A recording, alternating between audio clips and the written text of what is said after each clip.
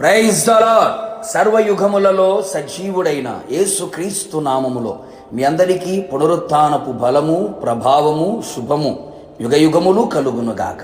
ఈ దినపు యేసయ్య జీవపు మాట.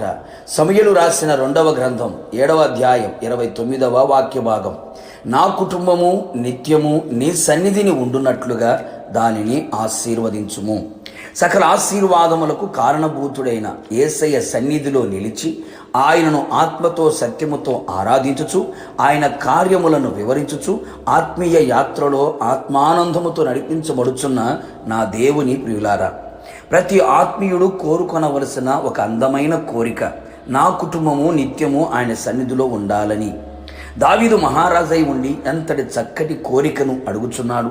సింహాసనమును గురించి కానీ, రాజ్యాన్ని గురించి కానీ, అధికారాన్ని గురించి కానీ, ఘనత, ఐశ్వర్యం ఇలా ఏది కోరుకోక అడగక వీటన్నిటికంటే విలువైనది, ఘనమైనది, గొప్పది, అత్యున్నతమైనది దేవుని సన్నిధి అని గ్రహించిన వాడై ఆయన సన్నిధిలో ఉండాలని తన కుటుంబం ఆశించాడు.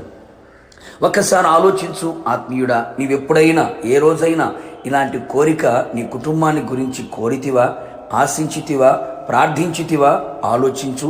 ఇప్పుడైనా ఈ సమయమందైనా ఆయన పాదాల దగ్గర కృతజ్ఞత గలవాడవై విన్నపించుము. నిశ్చయముగా నా యేసు స్వామి ఆయన సన్నిధిలో నీ కుటుంబమును స్థిరపరచును. ఎందుకు భక్తుడు నా కుటుంబం ఆయన సన్నిధిలో ఉండాలనుకున్నాడు? ఒక రకంగా చెప్పాలి అంటే కుటుంబం అంతా ఆయన సన్నిధిలో ఉండుట కంటే మిక్కుటమైన ఆశీర్వాదం మరొకటి లేదు అని చెప్పుటలో సందేహమేమీ లేదు. ఎందుకు అలా కోరాడో తెలుసా?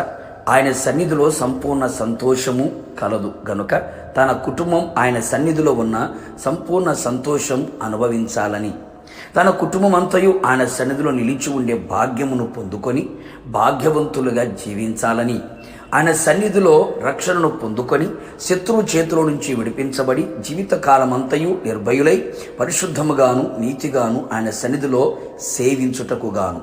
ఎంత గొప్ప ఆలోచన ఉన్నది! తన కుటుంబం ఆయన సన్నిధిలో నిలిచి ఏది అడిగినా అది ఆయన వలన పొందుకొనెదరు అని గ్రహించెను. దేవుని కోపము అడ్డుకొని ఆయన తన కుటుంబం ఎడల జాలి, కరుణ, దయ, కృప, కటాక్షము గలవాడై ఉండు విధముగా ఆయన సన్నిధిని తన కుటుంబమును ఉండాలని ఆశించెను. ఎలాంటి సమస్యలు, శోధనలు, కష్టాలు, కన్నీళ్లు, ఇరుకులు, ఇబ్బందులు, పలు విధములైన ప్రతికూలతలు పర్వతము వలె నీ ఎదుట నిలిచి ఉన్నా ఆయన సన్నిధిలో మైనము వలె కరిగిపోవును గనుక తన కుటుంబం ఆయన సన్నిధిలో యథార్థవంతులై జీవించాలని కోరుకొనెను. కావున నా దేవుని ప్రియులారా, మనమందరము కూడా ఇట్టి ఆత్మీయ ఆలోచన కలిగిన వారమై ఆయన సన్నిధిలో నిరంతరము కుటుంబం స్థిరపరచబడినట్లుగా దేవుడు కృప దయచేయునుగాక. మీ కుటుంబములన్నీ దేవుని సన్నిధిలో ఉండి ఆశీర్వదించబడుదురుగాక. ప్రార్థన. సకల ఆశీర్వాదములకు కారణభూతుడైన నా ప్రియ పరలోకపు తండ్రి, నీ పరిశుద్ధమైన పాదములకి కోటాను కోట్ల స్తుతులు, స్తోత్రములు చెల్లించుచు ఉన్నాం. మరొక్క మారు మీ పాద సన్నిధిలో నిలిచి మీ నోటి నుండి వచ్చే ప్రతి మాట మా జీవితానికి జీవాన్ని కలుగు చేయుచున్నదని విశ్వాసముతో ఎదురు చూస్తూ ఉన్నాం. అవును ప్రభువా, ఈ పునరుత్థానపు దినమున ప్రభు తండ్రి మీ సన్నిధిలో కుటుంబమంతా నిలిచి ఉండాలని, ఆ విధంగా ఆశీర్వదించబడాలని ఎంతమంది అయితే నీ సన్నిధిలో ప్రార్థిస్తున్నారో వారందరి జీవితంలో గొప్ప కార్యములు చేసి కుటుంబమంతా కూడా మీ సన్నిధిలో నిలిచి ఉన్నట్లుగా ఆశీర్వదించమని కోరుతూ ఉన్నా. నిశ్చయముగా ఇట్టి కార్యములు మీరు చేసినందుకై నిండు మనసుతో కృతజ్ఞతలు తెలియపరుస్తూ యేసు నామములో అడిగి పొందుకున్నాము తండ్రి, ఆమేన్. నిశ్చయముగా మీరును మీ కుటుంబ సభ్యులందరూ ఆయన సన్నిధిలో స్థిరపడి ఉందురుగాక. God bless you.